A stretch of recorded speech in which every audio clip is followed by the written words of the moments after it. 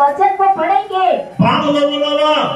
तकलीफ में है क्या? వాక్యం చదవండి. वचन पढ़ेंगे। నీ బంధువులకి, और हमारे परिवार को, నీ ఫ్రెండ్స్ కి हमारे दोस्तों को వాక్యం చెప్పండి. वचन को बोलेंगे। యేసయ్య రాక గురించి చెప్పండి. यीशु मसीह की యేసు आगमन ప్రభువు రాబోతూ ఉన్నాడు. और यीशु मसीह की ఆయన आगमन గురించి చెప్పండి.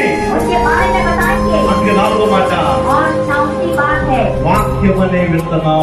वचन के जो बीज को बताएंगे। దేవునికి స్తోత్రం కలుగుగాక. వాక్యం అనే విత్తనం ఎవరైతే విత్తుతారో वचन के बीज को कौन अपने अंदर में बोते हैं? వారిలో 100 పంట. उसके अंदर में 100 गुना के आनंद की है।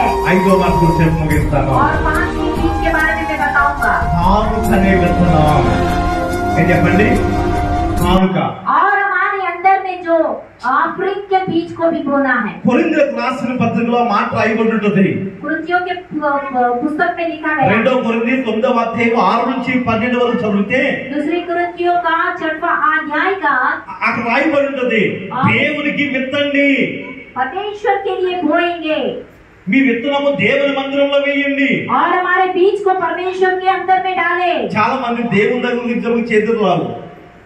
परमेश्वर को देने के लिए हाथ नहीं आते। చాలా మంది దేవుడు ఒక మాట మనం చెప్పాలి. हम एक बात कहेंगे, నీవు నన్ను దీవిస్తే నేను నీకు ఇస్తా.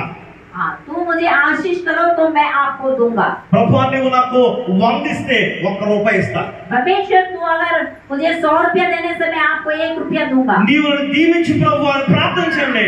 और तू मुझे आशीष करो करके प्रार्थना करेंगे। నువ్వు దీవించబడే కొద్ది ప్రభుకి ఇవ్వడం నేర్చుకోవాలి. और तू जब अपने आशीष पाने से पहले ही हम परमेश्वर को देना है। చాలా మంది దీవించబడతారు కానీ बहुत सारे लोग आशीष पाएंगे కనీసం దేవునికి ఇచ్చే తలంతు వారిలో ఉండదు. क्योंकि परमेश्वर को देने की विचार नहीं रहेंगे। ఎప్పుడైతే మనం దేవుని పనికి సహకరిస్తామో, अब हम परमेश्वर के काम के लिए स्वीकार करते हैं ఎప్పుడైతే దేవుల్లో మనం ఇచ్చుతామో और परमेश्वर में